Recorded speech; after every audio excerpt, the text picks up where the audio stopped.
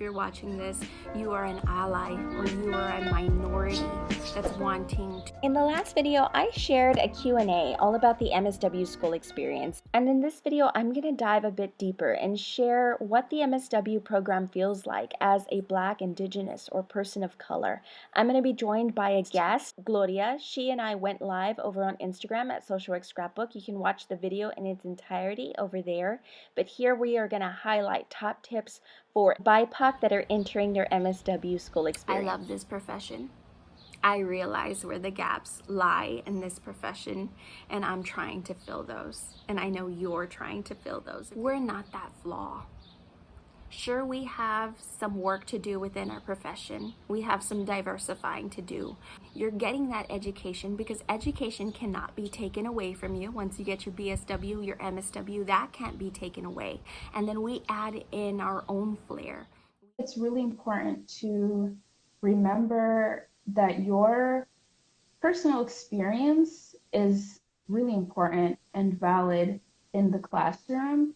And obviously, it's not your job to educate people, but at the same time, don't be afraid to talk about your experiences. It's so important to own your power because for a lot of the things that my white classmates struggled with when it came to just the curriculum, for me, I was like, this is easy because this is my life.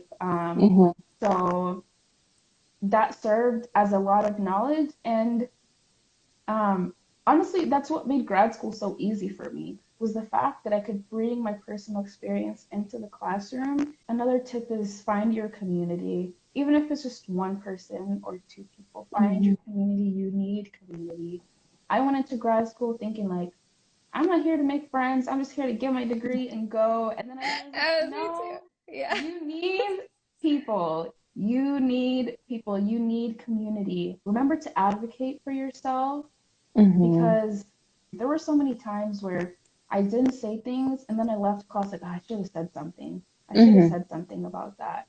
And it's really important to not silence yourself because the world already does. You don't have to do it too.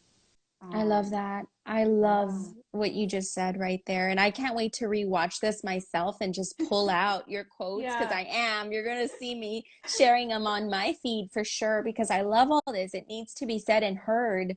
Yes, don't silence yourself. The world is already doing it for us. And it burns inside once you leave that class and you are like, dang, I should have said this, and give yourself grace because you need to formulate it and, but you still come back and you utilize your experience to teach others.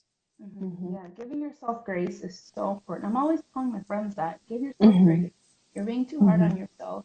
I think when you already have societal obstacles set up for you, it's so easy to be even harder on yourself. And like you said, we have to give ourselves grace. We are not superheroes. We are humans, just like anybody else, and we have to be kind to ourselves. Sometimes you might not say something, and maybe you wish you spoke up, but there are other things that you're going to be able to speak up on.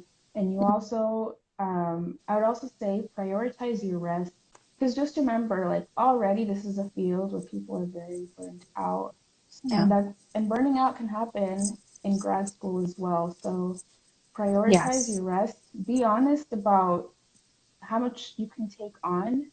And remember, even if you're trying to get done as fast as you can, you're not going to be able to do that if you're having a breakdown or you're in the hospital or anything else. So just remember that your wellness comes first. That's the beauty of social work. The roots of the profession doesn't change the fact that we're needed, and it doesn't change the fact that the color of social work is changing. The makeup of social work is changing. Be proud of going into social work. I know I'm proud of being a social worker. We wanted to give you some transparency, what to expect, kind of the hard things, but also why it's so needed at the same time, right? Thank you so much. So you can find Gloria. Can you tell us her handle? Yeah, so on Instagram and on Twitter, my @name is Con Amor Gloria, and you can definitely feel free to reach out to me about any questions you have, any comments you have, if you're looking for resources.